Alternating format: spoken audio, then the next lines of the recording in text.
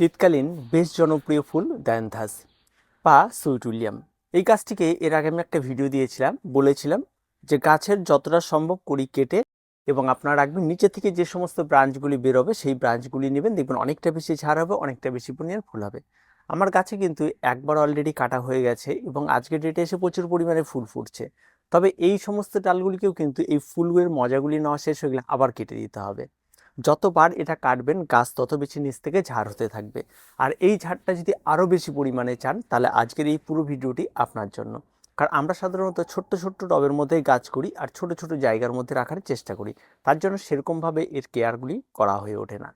তো চলুন আজকে এই দেনথাজের যে পরবর্তী স্টেজে গিয়ে আরও বেশি পরিমাণ ফুল পেতে হলে এবং লং টার্ম ফুল পেতে হলে যেটা আপনাকে করতে হবে, সবার প্রথমে যেটা করতে হবে সেটা হচ্ছে গাছের গোড়ায় আপনার যত ধরনের জঙ্গল আগাছা যা রয়েছে সে সমস্ত কিছুকে সুন্দরভাবে পরিষ্কার করে দিতে হবে।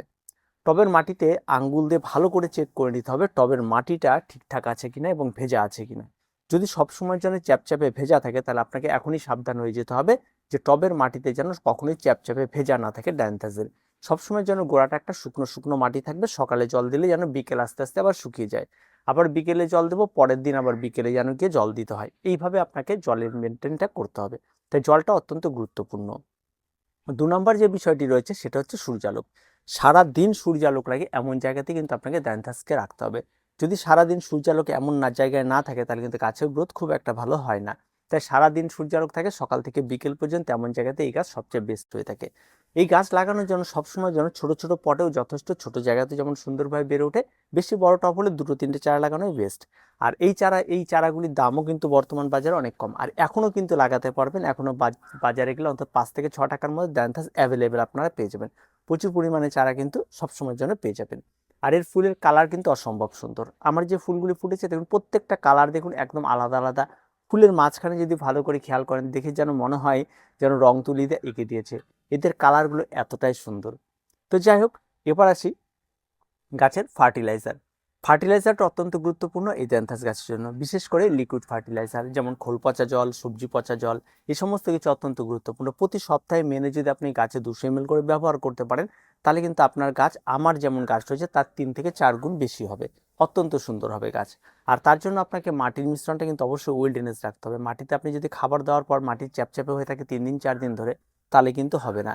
তাই মাটিটা সবসময় যেন শীতকালীন মাটি ওয়েল ড্রেনেজ রাখতে হয়। আর শীতকালীন মাটির জন্য বেশিরভাগ ক্ষেত্রে আপনি 60% মাটি, তার মধ্যে আপনি 30% আপনি কম্পোস্ট আর 10% বালি, এইভাবে আপনি তৈরি করে নিতে পারেন, তাতে বেশ ভালো হয়। আর এই মাটির সঙ্গে আপনি হাড় গুঁড়ো, শিংকুচি, নতুন যারা করতে চান তারা এই সমস্ত জিনিসগুলি ছোট ছোট খাবারগুলি মিশিয়ে দিয়ে গাছের মাটিটা প্রস্তুত করে ফেলুন।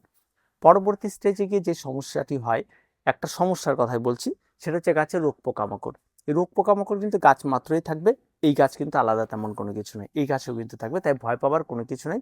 গাছের রোগ পোকামাকড় ফাঙ্গাল আক্রমণটা তখনই ঘটে যখন গাছে ফুলগুলি পচে রয়েছে অথচ আপনি কেটে ফেলছেন না, সেই সময় ঘটে। তাই সবসময় যেন গাছের পরিষ্কার পরিচ্ছন্ন রাখার জন্য গাছের পুরনো ফুলগুলিকে কেটে বাদ দিয়ে দিতে হবে, কখনোই রাখবেন না। আর বীজ যদি নিতে হয় সেটা মার্চ এপ্রিল মাসে গিয়ে নেবেন, এখন নেওয়ার কোনো প্রয়োজন নেই, কেটে বাদ দিয়ে দেবেন।